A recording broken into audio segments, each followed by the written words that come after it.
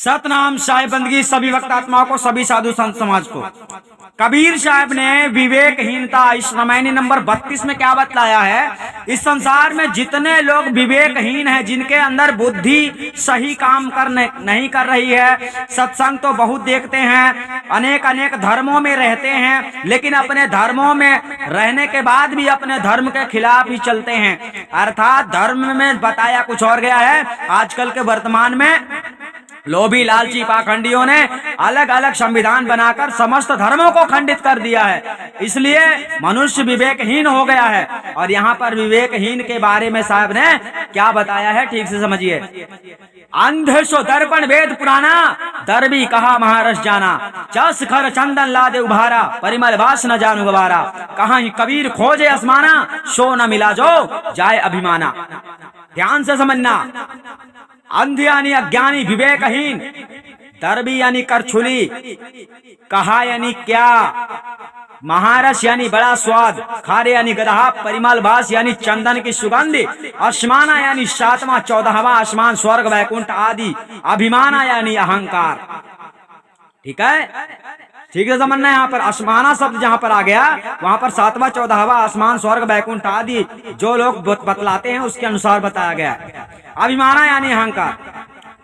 पूर्व रामायणी में यह कहा गया है कि दुष्ट प्राकृति प्रभाव वाले दुराग्रही पाखंडी लोगों को धर्म अधर्म, हिंसा अहिंसा और आत्मा अनात्मा तथा परमात्मा के स्वरूप का यथार्थ ज्ञान नहीं होता है। और जिनको परमात्मा आत्मा का ज्ञान नहीं होता है, वही लोग आज भी परमात्मा को खोजते हैं। ध्यान रखना। और जब तक सच्चा गुरु नहीं मिलेगा तब तक उनको परमात्मा मिलेगा भी नहीं, ये भी ध्यान रखना। उसी बात को सतगुरु कबीर साहब इस रामायणी में दृष्टांत द्वारा समझाते हैं।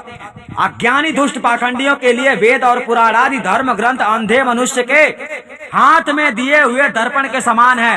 और कहने का तात्पर्य है, एक अंधे को तुम आईना शीशा दे दो, दर्पण दे दो, तो वो अपना चेहरा क्या देखेगा, नहीं देख पाएगा। जिस प्रकार हाथ में दर्पण होते हुए भी अंधा उसमें अपना मुख नहीं देख सकता है, उसी प्रकार जिसमें सत्य सत्य विवेकपनी बुद्धि स्वयं नहीं है, वह केवल शब्दार्थ को ही जान सकता है। अतः वह अनुभवहीन अंधे के समान ही है। अतएव वह वेद पुराण रूपी दर्पण में वास्तविक सत्य का स्वरूप नहीं देख पाता है, क्योंकि उसके लिए अंधसा अर्थात धुंधला सा दर्पण के सामने वेद पुराण है। भला करछुली, करछुली किसको बोलते हैं, जो बर्तन के अंदर घूमती है, चावल पकाते हो, सब्जी पकाते हो, ठीक है। भला करछुली सर्वपाक स्वादिष्ट व्यंजनों में घूमती हुई भी उसके बड़े उत्तम मधुर स्वाद को क्या जान सकती है। और देखो, जैसे गदहा चंदन के भार बोझा को लाता है, परंतु वह गवारा मूर्ख पशु उस चंदन के भार ही को मात्र को जानता है, किंतु उस चंदन की सुगंध को वह नहीं जानता है। वैसे ही अज्ञानी दिन रात वेद पुराण में रत रहने पर भी सार असार को नहीं समझते हैं। अतएव नीति शास्त्र में कहा है, यस नास्ति निजा प्राज्ञा केवल तू बहुश्रुता, नासा जानाति शास्त्रार्थ दर्भी पाकर समयथा। अर्थात जिसके भीतर अपनी प्राज्ञा नहीं है, केवल बहुत पढ़ लिया है, वह उसी प्रकार शास्त्र के अर्थ को नहीं जानता है। जैसे करछुली पके हुए खाद में पड़े रहने पर भी उसके स्वाद को नहीं जानती है, जैसे गधे के ऊपर भार लाद दिया जाए किंतु अज्ञ पशु उसकी विशेषता और सुगंध को नहीं जान पाता, वैसे ही शास्त्रियों और वेद पाठियों के सिर पर ग्रंथों का केवल भार सा है, वह लोग उसके मर्म को नहीं जानते हैं। इसलिए और भी नीति में कहा है, यस नास्ति स्वयं प्राज्ञा शास्त्रम तस्य करोति किम, लोचनाभ्याम विहीनस्य दर्पण किम करिष्यति। चाणक्य नीति में अर्थात जिसको स्वयं सत्य सत्य विवेचनी बुद्धि नहीं है, उसको दर्पण क्या करेगा।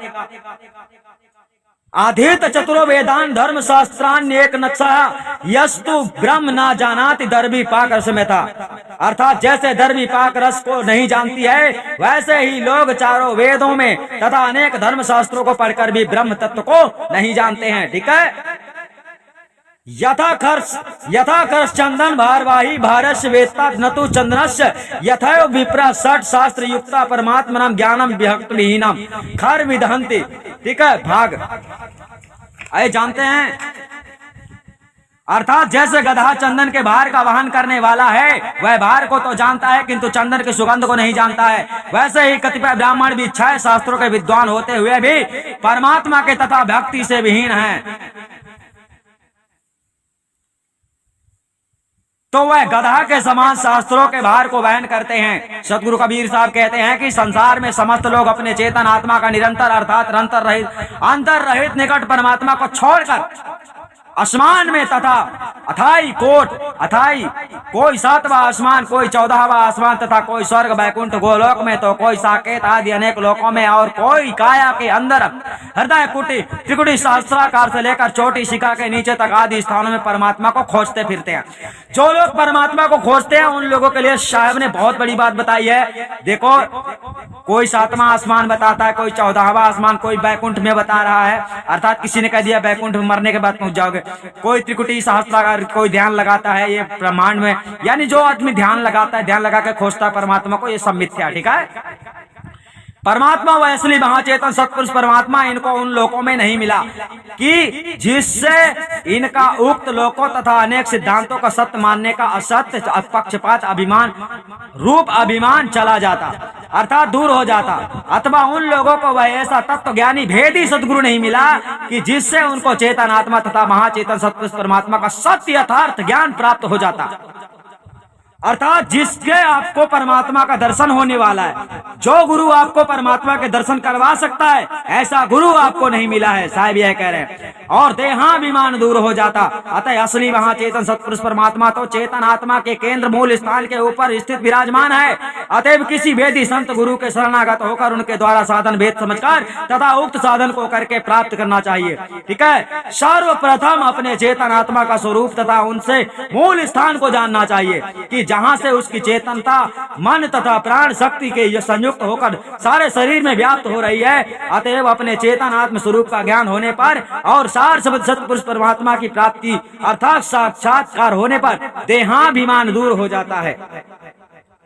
इसका मतलब आप लोग ये समझ लीजिए, जिस समय आपको आत्म स्वरूप का ज्ञान हो जाएगा, उस समय ये भूल जाओगे कि मैं ज्ञानी हूँ। उस समय तुम्हें सर्वत्र जगत में केवल परमात्मा दिखाई देगा, सब कोई तुम्हें अपने दिखाई देंगे। लेकिन जब तक तुम्हें ऐसा दिखाई नहीं देता है, तब तक पाखंडवाद तुम्हारे हृदय से खत्म नहीं होगा। जब तक लोभ लालच मोह माया से परे नहीं होगे, तब तक आपकी बुद्धि कार्य नहीं करेगी भक्ति में। सतनाम साहेबंदी, हम आपको फिर मिलेंगे।